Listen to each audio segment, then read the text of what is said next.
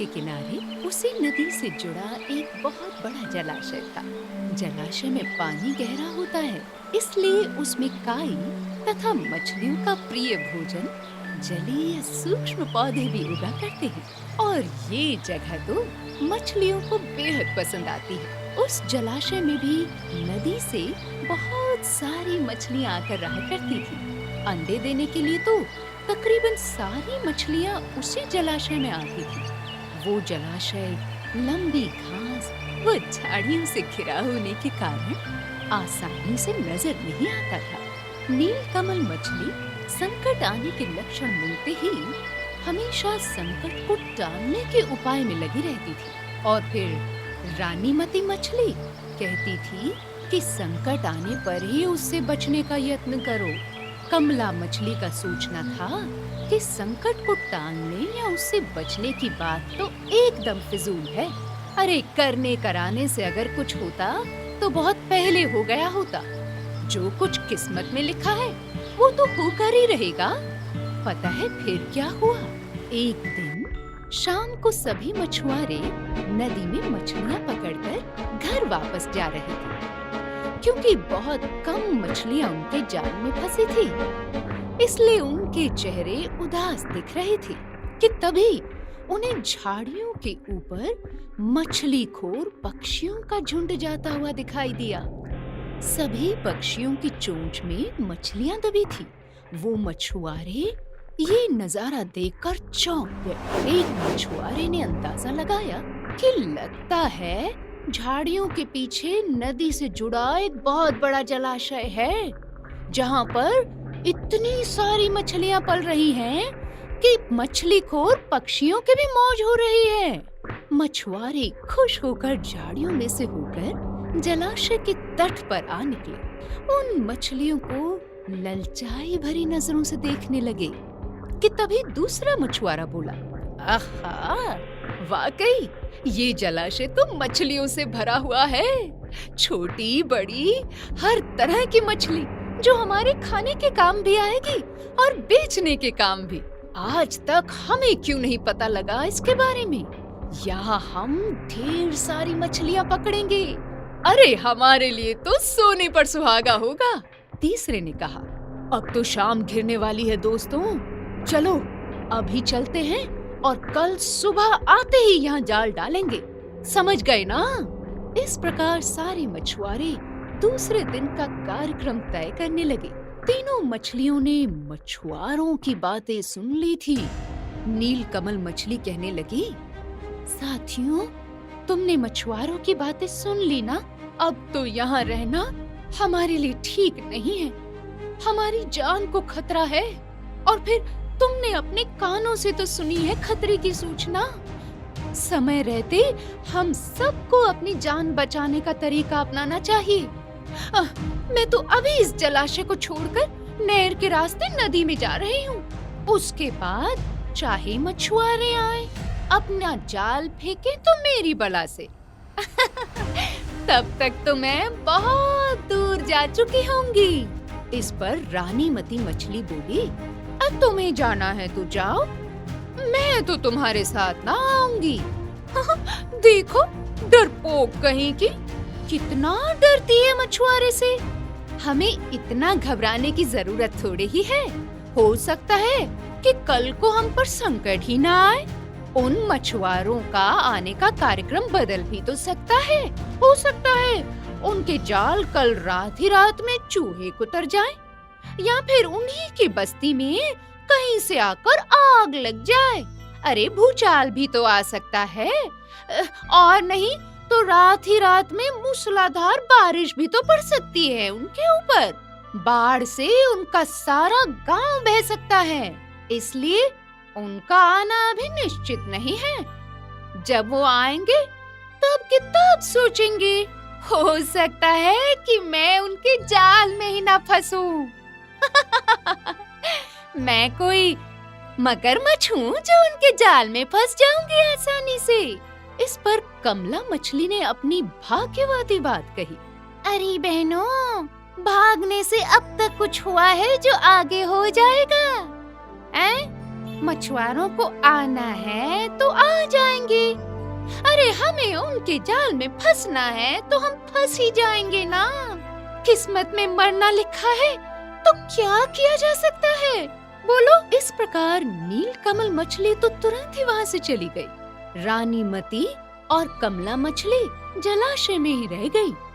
सुबह हुई तो मछुआरे अपना जाल लेकर उसी जलाशय के पास आ गए और लगे जलाशय में जाल फेंकने। उन्हें तो मछलियों का लालच पहले से ही था।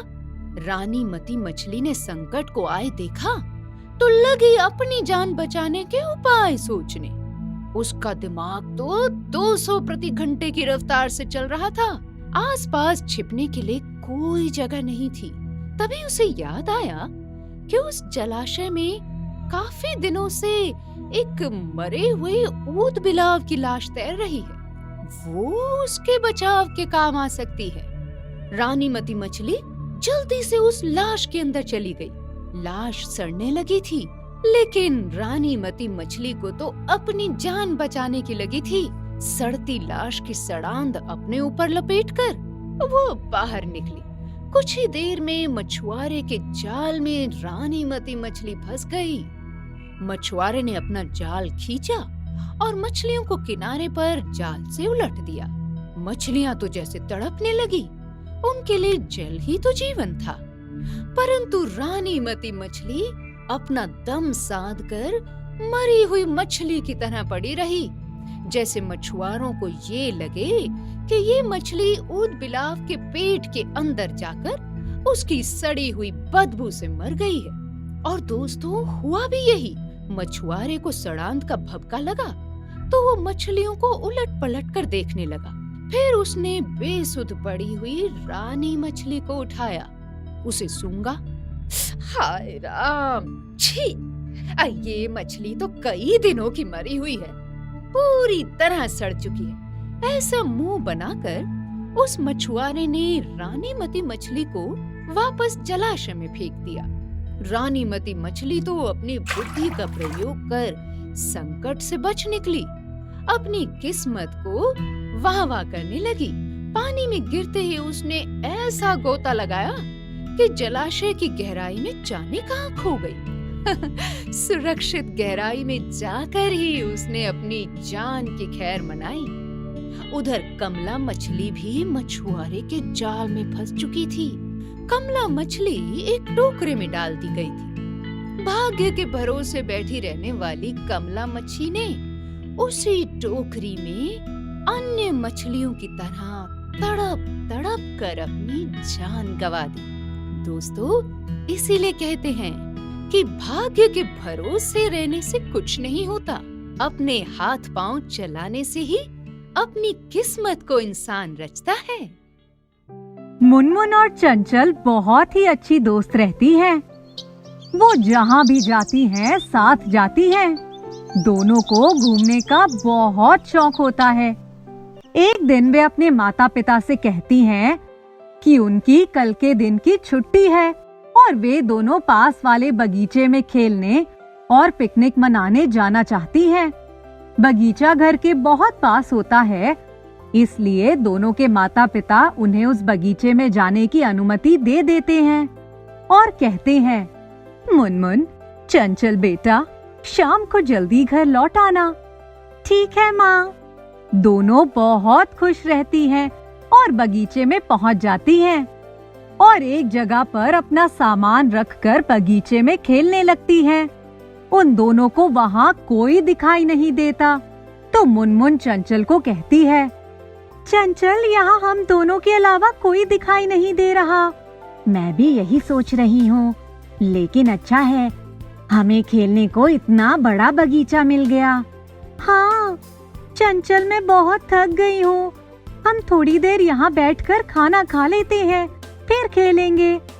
हाँ चलो, खाना खा लेते हैं। चटाई निकाल लेते हैं, उस पर बैठ जाएंगे।